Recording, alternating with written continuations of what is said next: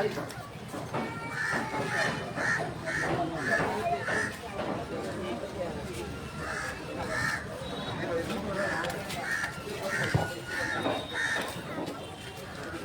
عليكم ورحمة الله وبركاته.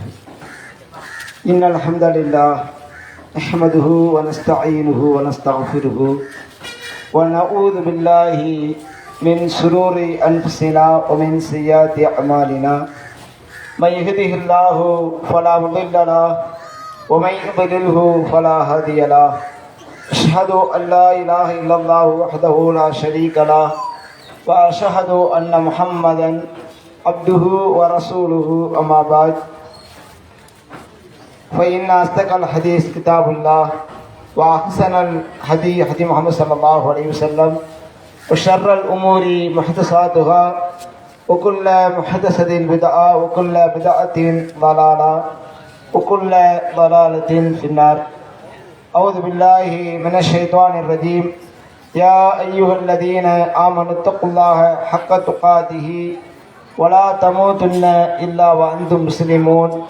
يا أيها الذين آمنوا اتقوا الله وقولوا قولا سديدا يصلح لكم أعمالكم ويغفر لكم ذنوبكم ومن يطع الله ورسوله فقد فاز فوزا عظيما. يا أيها الناس اتقوا ربكم الذي خلقكم من نفس واحدة وخلق منها زوجها وبث منهما رجالا كثيرا ونساء واتقوا الله الذي تساءلون به والأرحام إن الله كان عليكم رقيبا. அளவற்ற அருளாளனும் நிகரில்லா பேரன்பு மிக்கோளுமான ஏக இறைவனின் திருப்பெயரால் ஆரம்பம் செய்கின்றேன். ஏக நாயனின் சாந்தியும் சமாதானமும் எம்பெர் மகனார் முஹம்மது ரசூலுல்லாஹி ஸல்லல்லாஹு அலைஹி வஸல்லம் அவர்கள் மீதும் அவர்கள் காட்டிய வழியின் அடிப்படையில் தங்களுடைய வாழ்வியலை அமைத்துக் கொண்ட நபி தோழர்கள் நபி தோழியர்கள் மீதும் நம் அனைவர்கள் மீதும் என்றென்றும் நிலவட்டுமாக. அல்லாஹுடைய அருளால் அல்லாஹுவின் தூதர் ஸல்லல்லாஹு அலைஹி வஸல்லம் அவர்கள் காட்டி தந்த அடிப்படையில் நோன்பு பெருநாள் தொழுகையை நிறைவேற்றிவிட்டு பெருநாளுடைய உரையை கேட்பதற்காக நாம் எல்லாம் இங்கே அமர்ந்திருக்கின்றோம். அன்பிற்குரிய அல்லாஹுவின் நல்லடியார்களே, அல்லாஹ் ரப்பல் ஆலமீன் ஒரு வருடத்திற்கு 12 மாதங்கள் என்று நிர்ணயித்து அந்த 12 மாதத்தில் ரமதான் என்ற அந்த மாதத்தை நமக்கு புனிதமான மாதமாக அல்லாஹ் ஆக்கி தந்திருக்கின்றான். அந்த புனிதமான மாதம் நமக்கு தந்த பாடங்கள் என்ன? இறைவன் அந்த மாதத்தை புனிதமாக்கியதனுடைய நோக்கம் அகில உலகத்திற்கும் வழிகாட்டுவதற்காக இறைவனால் இறுதியாக அருளப்பட்ட திருக்குர்ஆன் என்றது இறைவேதம் ரமதான் மாதத்தில் அருளப்பட்ட காரணத்தினால் அந்த மாதத்தை எல்லா மாதங்களை விடவும் புனிதமான மாதமாக அல்லாஹ் ஆக்கினான். திருக்குர்ஆன் என்ற அந்த இறைவேதம் மிகப்பெரிய அற்புதத்தை நிகழ்த்தக்கூடிய அந்த குர்ஆனோடு யார் தன்னுடைய வாழ்க்கையை தொடர்பு படுத்தி வைக்கின்றார்களோ அவர்களுடைய வாழ்க்கையில் மிகப்பெரிய ஒரு மாற்றத்தை ஒரு புரட்சியை ஏற்படுத்தக்கூடிய வேதமாக திருக்குர்ஆன் என்பது இருக்கின்றது. அந்த திருக்குர்ஆனோடு நம்முடைய தொடர்பை நாம் அதிகப்படுத்திக் கொண்டு குர்ஆன் அடிப்படையில் நம்முடைய வாழ்க்கையை அமைத்துக் கொள்ள வேண்டும். அதுதான் நமக்கு மறுமையில் வெற்றியை பெற்று தரும் என்ற அடிப்படையில் அல்லாஹ் ரப்பல் ஆலமீன் ரமதான் மாதத்தை புனிதமான மாதமாக ஆக்கியிருக்கின்றான். திருக்குர்ஆன் என்பது இறை வேதத்தை பற்றி அல்லாஹ் ரப்பல் ஆலமீன் திருக்குர்ஆன் சொல்கின்ற பொழுது அது எப்படிப்பட்ட வேதம் என்பதை அல்லாஹ் சொல்கின்ற பொழுது அல்லாஹு நஸ்ஸல அஹ்ஸனல் ஹதீஸ், அல்லாஹ் தான் இந்த அழகிய செய்தியை திருக்குர்ஆனை அழகிய செய்தியான திருக்குர்ஆனை அல்லாஹ் தான் அருளினான்.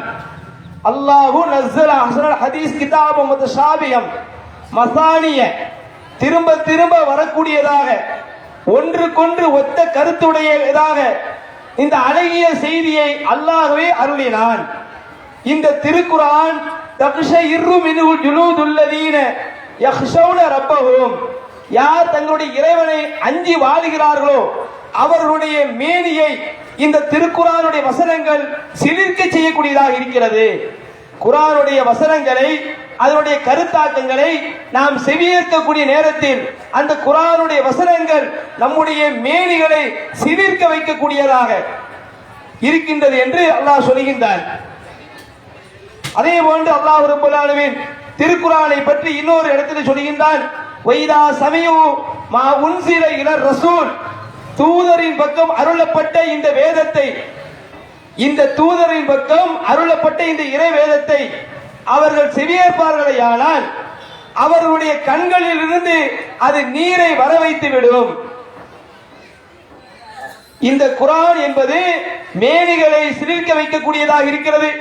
குர்ஆனுடைய வசனங்களை ஓதக்கூடிய நேரத்தில், அதை கேட்கக்கூடிய நேரத்தில் கண்களில் இருந்து நம்மை அறியாமல் அப்படியே கண்ணீரை ஓட வைக்கக்கூடியதாக இது குர்ஆனுடைய வசனங்கள் அமைந்திருக்கிறது என்று அல்லாஹ் சொல்லி காட்டுகின்றார். அதே போன்று அல்லாஹ் திருக்குர்ஆனை பற்றி சொல்கின்ற பொழுது, ஒய்தா துலியத் அலைஹிம் ஆயாத்துஹு ஸாததுஹும் ஈமானா, இந்த குர்ஆனுடைய வசனங்கள் அவர்களிடத்திலே ஓதி காட்டப்பட்டால் அது அவர்களுடைய ஈமானை, இறை நம்பிக்கையை அதிகரிக்க வைக்கக்கூடியதாக இருக்கிறது என்று அல்லாஹ் சொல்கின்றான். அப்ப இந்த மூன்று விஷயத்தை கவனியுங்கள். ஒன்று, குர்ஆனுடைய வசனங்கள் என்பது அதை ஓதக்கூடியவர்களுக்கும் அதை கேட்கக்கூடியவர்களுக்கும் அவர்களுடைய மேனியை அதை சிலிர்க்க வைக்கக்கூடியதாக இருக்கிறது. அந்த குர்ஆனுடைய வசனங்களை கேட்கக்கூடிய நேரத்தில் அவர்களுடைய கண்களிலே நீரை வர வைக்கக்கூடியதாக இருக்கிறது. இந்த குர்ஆனுடைய வசனங்களை யார் ஓதுகிறார்களோ அவர்களுடைய ஈமானை, அவர்களுடைய இறை நம்பிக்கையை அது அதிகப்படுத்தக்கூடியதாக இருக்கிறது என்று அல்லாஹ் சொல்லுகின்றான்.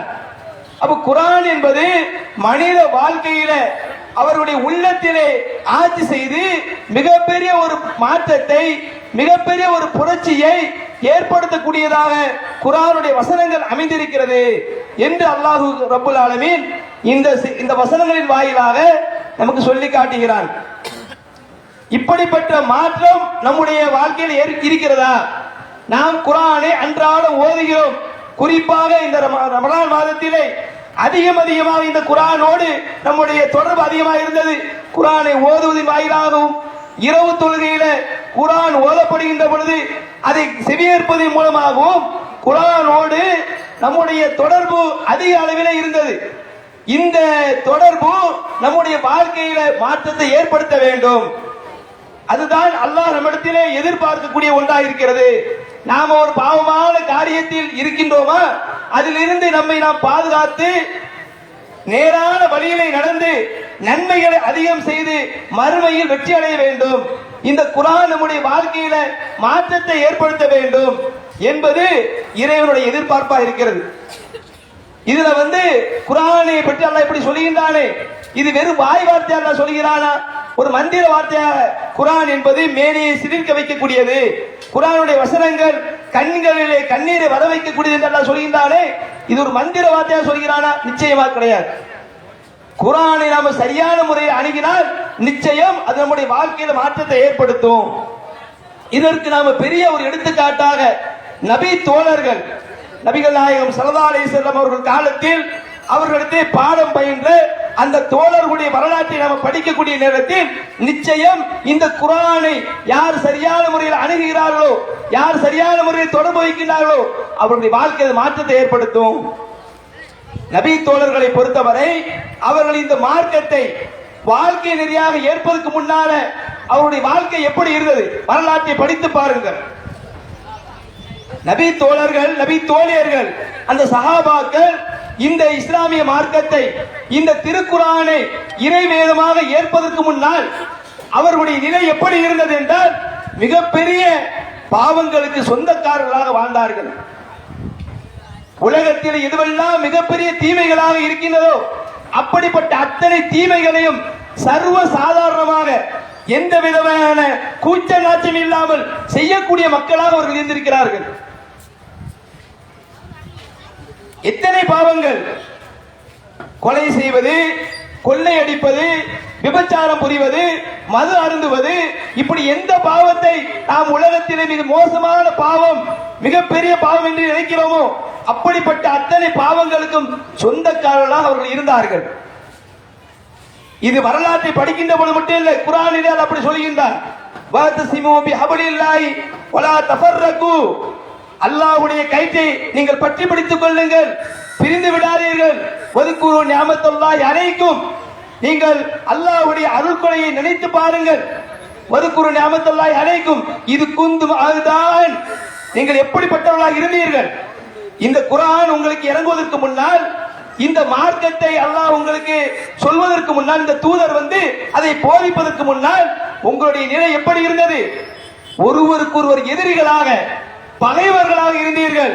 ஃபஅல்லஃப பைன குலூபிக்கும் ஃபஅஸ்பஹது பிநிஅமதி இஹ்வானா, அல்லாஹ் தன்னுடைய அருளால் அவன் உங்களுடைய உள்ளத்திலே ஒரு இணைப்பை ஏற்படுத்தினான். அந்த இணைப்பின் மூலமாக நீங்கள் சகோதரர்களாக மாறினீர்கள். அடுத்து அல்லாஹ் சொல்லுகின்றான், ஃபஅஸ்பஹது பிநிஅமதி இஹ்வானா வகுந்தும் அலா ஷஃபா ஹுஃபரத்தி மினன் நார்.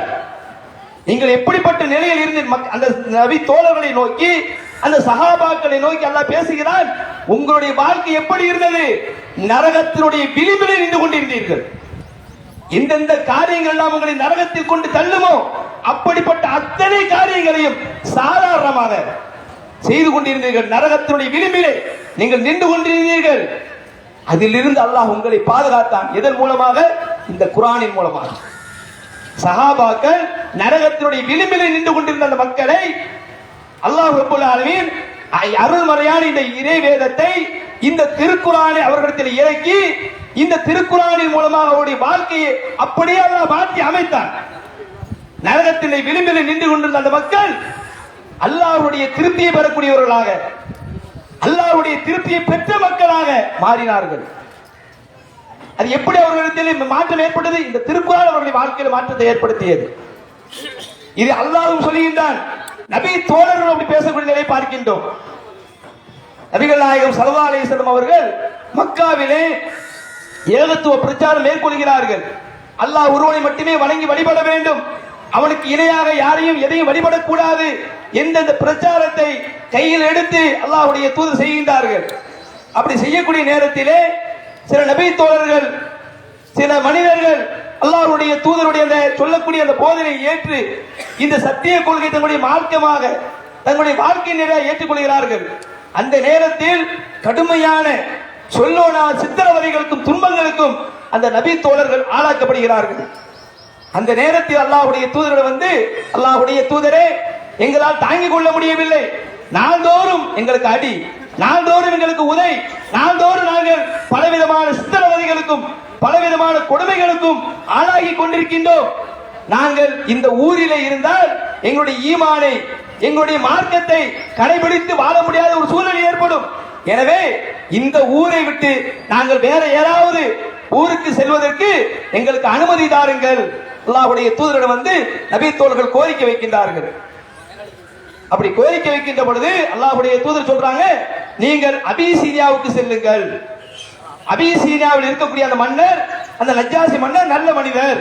நீங்கள் அப்படி ஹிஜ்ரத் செய்வதாக இருந்தால், மக்காவில் இருந்து நீங்கள் வேற ஒரு ஊருக்கு ஹிஜ்ரத் செய்வதாக இருந்தால் அபிசீனியாவை நோக்கி செல்லுங்கள் என்று அல்லாஹ்வுடைய தூதர் சொல்றாங்க. அப்ப அந்த நபி தோழர்கள் சில பேர் முதலாக அபிசீனியாவை நோக்கி ஹிஜ்ரத் மேற்கொள்கிறார்கள். இன்றைக்கு அந்த அபிசீனியா என்பது எத்தியோப்பியா என்று சொல்லக்கூடிய அந்த நாடு.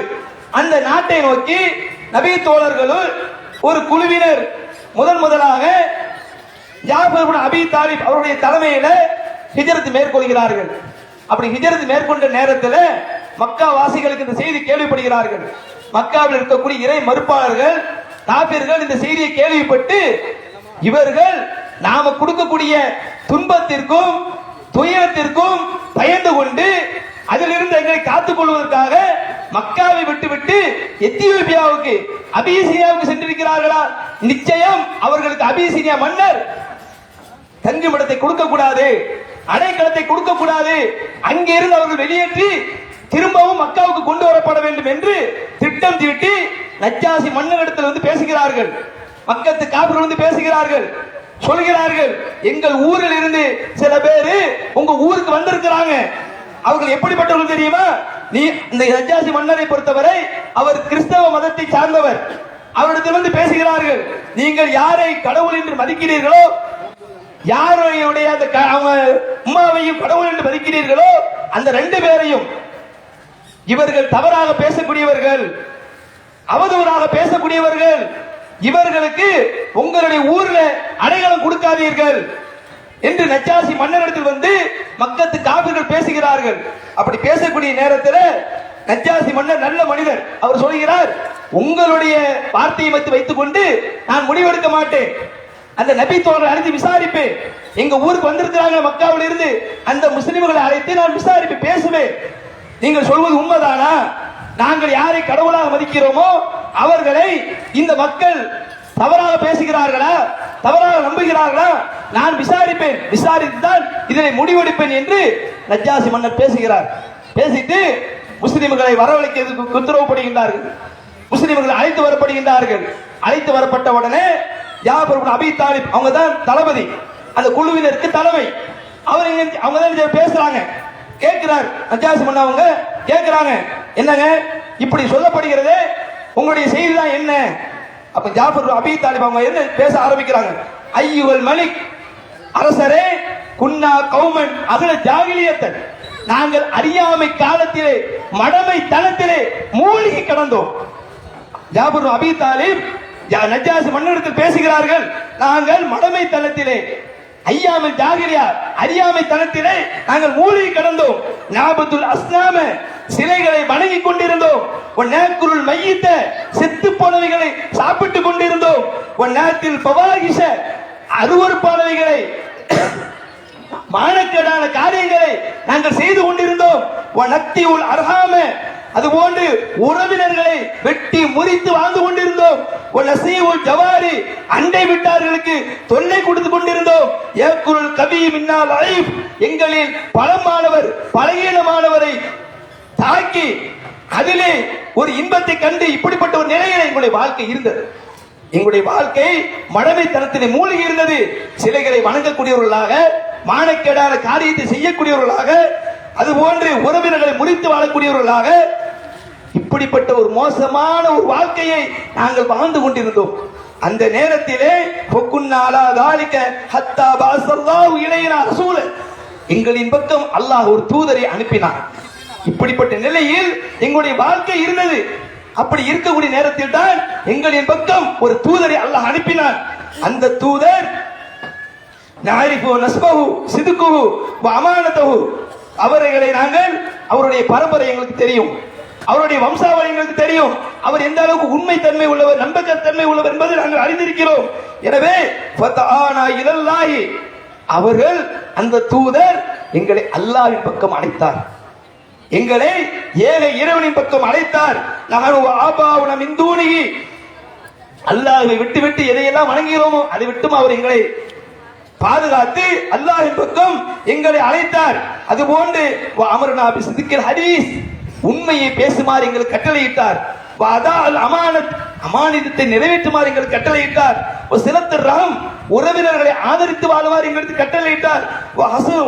ஜபார் அதுபோன்று அண்டை விட்டார்களுக்கு நல்லது செய்ய வேண்டும் என்று எங்களுக்கு கட்டளையிட்டார். ஒரு கப்பு அனில் மகாரிமி ஒரு திமாயி அதுபோன்று அடுத்தவர்களுடைய உயிரோடு அடுத்தவர்களுடைய மானத்தோடு விளையாடக் கூடாது என்று எங்களுக்கு தடை செய்தார். அதை விட்டு எங்களை பாதுகாத்துக் கொள்ள வேண்டும் என்று சொன்னார். அதுபோன்று அனில் பவாகிசி மானக்கேடான காரியத்தை செய்வதை விட்டும் எங்களை தடுத்தார்கள். இப்படி ஜாபர் அபீ தாலிப் நஜ்ஜாசி மன்னரிடத்தில் பேசுகிறார்கள். நாங்கள் மோசமான ஒரு வாழ்க்கைக்கு சொந்தக்காரராக இருந்தோம்.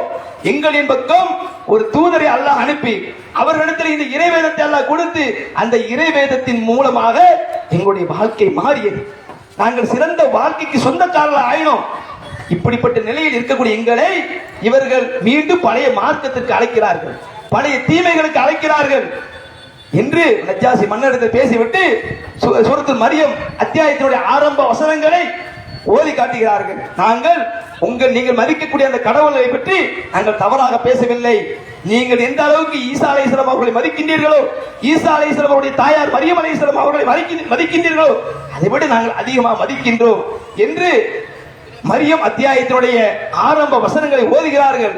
நஜ்ஜாசி மன்னர் அந்த வசனங்களை எல்லாம் கேட்டுவிட்டு தங்களுடைய தாடி முடியெல்லாம் நினையக்கூடிய அளவுக்கு அப்படியே கண்ணீர் விட்டு அழுகிறார்கள்.